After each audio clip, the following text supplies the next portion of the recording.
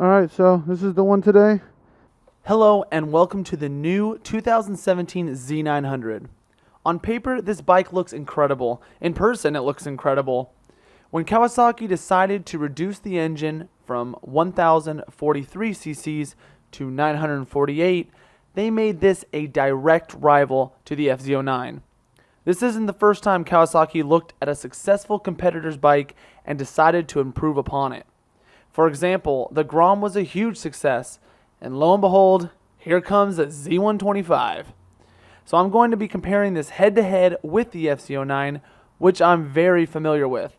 I've ridden the Wheelie Happy FZ many times. But back to the Z900.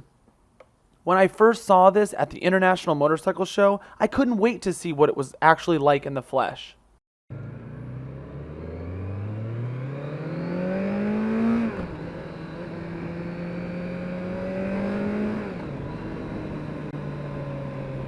Huh.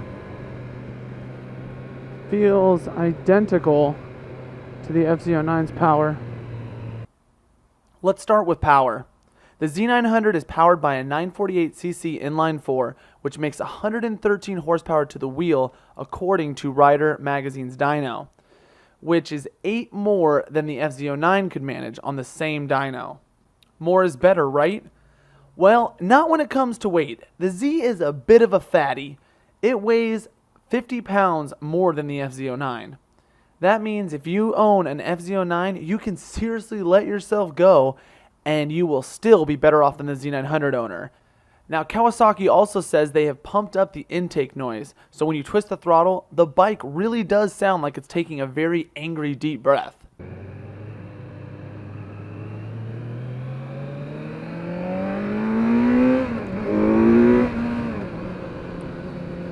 Now, Kawasaki themselves call this bike a super naked.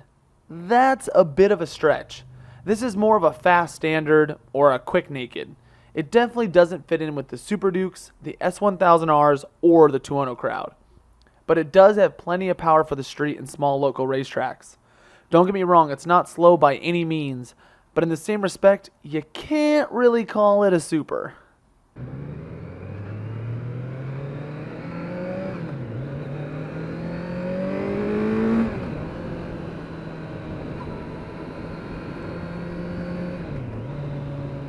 Plenty of power for the streets, at least.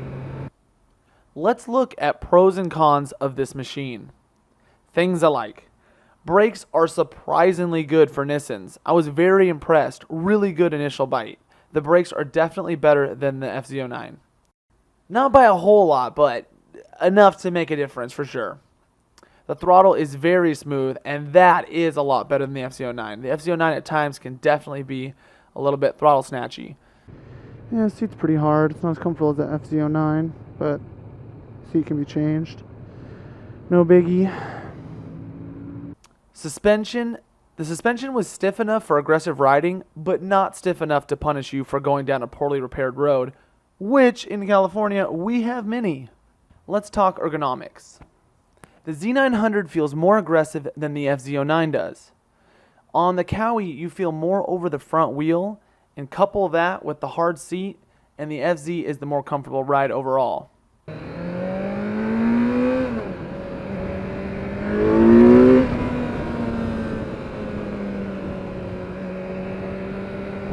little buzzy in the pegs at higher RPMs.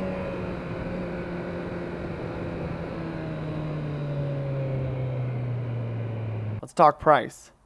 These are almost inseparable on price. The Z is $200 cheaper, but the FZ09 has more features as standard, so it's a wash. The best way to compare these is the Z900 is like a racing touring car. It's not super fast, it's not flamboyant, it handles well and does the job well enough. The FZ09 is like a drift car. It's fast, but it wants to lift the front tire constantly. It's more of a hooligan machine than the clinical Cowie. Now for the verdict. If it was my money and I was heading to the dealership with cash in hand, I would buy the FZ09. Just because it has that much more personality. The Z is a great bike, but the FZ09 just wants to play and fool around, and I like that.